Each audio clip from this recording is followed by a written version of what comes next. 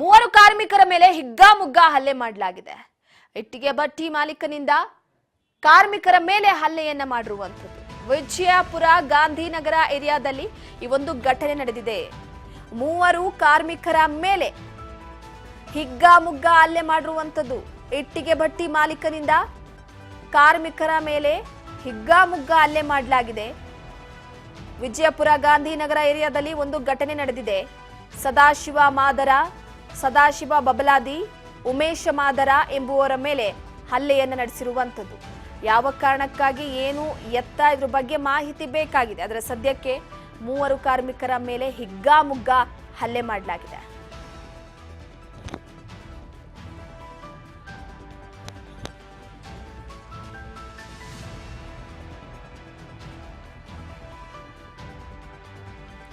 S, ಗಮನಿಸ್ತಾ ಇದ್ದೀರಾ ಯಾವ ತರ ಹಿಗ್ಗಾಮುಗ್ಗಾ ಹಲ್ಲೆ ಮಾಡ್ತಾ ಇದ್ದಾರೆ ಅಂತ. ಮನಸ್ಸೋ ಇಚ್ಛೆ ಮೂವರು ಕಾರ್ಮಿಕರ ಮೇಲೆ ಅದನ್ನು ವಿಡಿಯೋ ಮಾಡಲಾಗಿದೆ. ಪಾಪ ಬಾಯ್ ಬಡ್ಕೊಳ್ತಿದ್ದಾರೆ. ಹಲ್ಲೆ ನಡೆಸಿರುವಂತ ವಿಡಿಯೋವನ್ನ ನೀವು ಗಮನಿಸ್ತಾ ಇರಬಹುದು. ಈಗ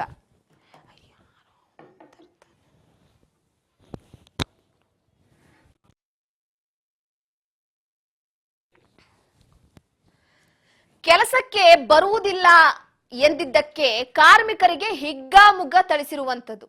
ವಿಜಯಪುರದ ಗಾಂಧಿನಗರ ಏರಿಯಾದಲ್ಲಿ ಮೂವರು ಕಾರ್ಮಿಕರ ಕಾಲಿಗೆ ಮನಸ್ಸೋ ಇಚ್ಛೆ ಹೊಡೆಯಲಾಗ್ತಾ ಇದೆ.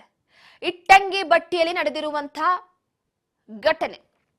ಮಾಲೀಕ ಕೇಮು ರಾಠೋಡ ಹಾಗೂ ಸಂಬಂಧಿಕರು ಮನಬಂದಂತೆ ಪಾಪ ಹಲ್ಲೆಯನ್ನ ಮಾಡ್ತಾ ಇದ್ದಾರೆ. ನೋಡಿ, ಕಾಲಿಗೆ ಹೇಗಾಗ್ತಿರ್ಬೇಡ ಬಾಯಿ ಬಡ್ಕೊಳ್ತಿದ್ದಾರೆ. ಮನುಷ್ಯರು ರಾಕ್ಷಸರು ಇವರು, ಈ ರೀತಿಯಾಗಿ ವರ್ತಿಸಿರುವಂತದ್ದು. ವಿಡಿಯೋ ಮಾಡಿದ್ದಾರೆ ನೋಡಿ. ಆ ಹೊಡಿತಾ ಇರೋರ್ಗಾದ್ರೂ ಕೂಡ ಮಾನವೀಯತೆ ಬಿಡ್ವಾ? ಆ ಮಾಲೀಕ ನೋಡಿ ನಿಂತ್ಕೊಂಡು ಹೇಗ್ ನೋಡ್ತಿದ್ದಾನೆ. ಅವನಿಗೆ ಬಿಡ್ಬೇಕಿತ್ತು ಎರಡು ಸರಿಯಾಗೋದು.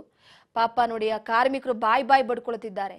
ಸದಾಶಿವ ಬಬಲಾದಿ, ಉಮೇಶ ಮಾದರ ಮೇಲೆ ಹಲ್ಲೆಯನ್ನ ನಡೆಸಿರುವಂತದ್ದು ಕಾರ್ಮಿಕರು.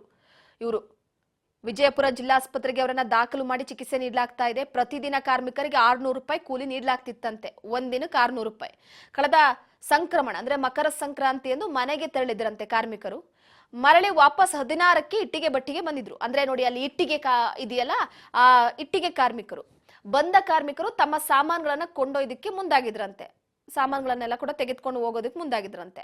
ಈ ವಿಚಾರ ತಿಳಿದಂತಹ ಮಾಲೀಕ ಬೇರೆ ಕಡೆ ಕೆಲಸಕ್ಕೆ ಹೋಗ್ತಾ ಇರೋದು ಯಾಕೆ ಅಂತ ಹೇಳಿ ತನ್ನ ಜನರನ್ನ ಕರೆಸಿ ಹಲ್ಲೆ ಮಾಡಿಸಿದ್ದಾನಂತೆ. ಬೇರೆ ಕಡೆ ಯಾಕೆ ಕೆಲಸ ನೋಡಿ, ಒಂದು ಹೊಟ್ಟೆಪಾಡಿಗೋಸ್ಕರ ಬಂದಿರ್ತಾರೆ. ಒಂದು 100 ರೂಪಾಯಿ ಜಾಸ್ತಿ ಕೊಡ್ತೀವಿ ಅಂದ್ರೆ ಬೇರೆ ಕಡೆ ಹೋಗ್ತಾರೆ. ಇವ್ರನ್ನೇ ನಂಬ್ಕೊಂಡು ಕುತ್ಕೊಳಕ್ ಆಗುತ್ತಾ? 3 ದಿನ ಕೊಡಿ, ಹಾಕೊಡಿ.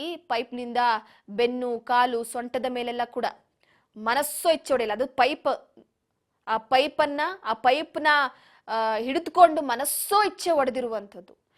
ಗಮನಿಸ್ತಾ ಇರ್ಬೋದು ನೀವು ಯಾವ ರೀತಿಯಾಗಿ ಹಿಗ್ಗಾಮುಗ್ಗಾ ಥಳಿಸಿದ್ದಾರೆ ಅಂತ. ಕೆಲ್ಸಕ್ಕೆ ಬರಲ್ಲ ಅಂದಿದ್ದಕ್ಕೆ ಈ ತರ ಶಿಕ್ಷೆ ಕೊಟ್ಟಿದ್ದಾರೆ. ಶಿಕ್ಷೆ ಕೊಡೋದಕ್ಕೆ ಯಾರು ಅನ್ನೋದೇ ಗೊತ್ತಿಲ್ಲ ಸದ್ಯಕ್ಕೆ.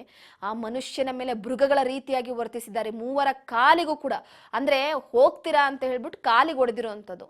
ಮನುಷ್ಯತ್ವವೇ ಇಲ್ಲದ ರಾಕ್ಷಸರ ರೀತಿ ವರ್ತಿಸ್ತಾ ಇದ್ದಾರೆ. ಇದನ್ನ ಬೇರೆ ವಿಡಿಯೋ ಬೇರೆ ಮಾಡ್ಕೊಂಡು ಸ್ಕೋಪ್ ಕೊಡೋದಿಕ್ ನೋಡಿ.